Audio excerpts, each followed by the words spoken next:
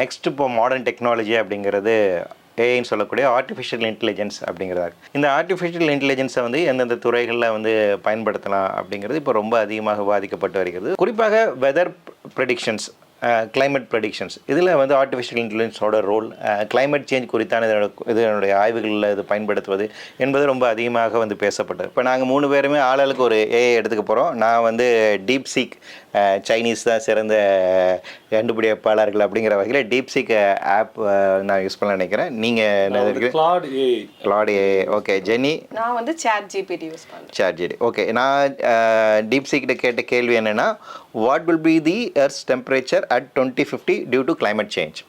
காலநிலை மாற்றத்தின் காரணமாக 2050ஆம் ஆண்டுக்குள்ளாக பூமியினுடைய வெப்பநிலை என்னவாக இருக்கும் அப்படிங்கிறதுக்கான கேள்வியை வந்து நான் கேட்டேன். ஒரு பெரிய நீண்ட நெடிய ஒரு பதில் தந்திருக்கு.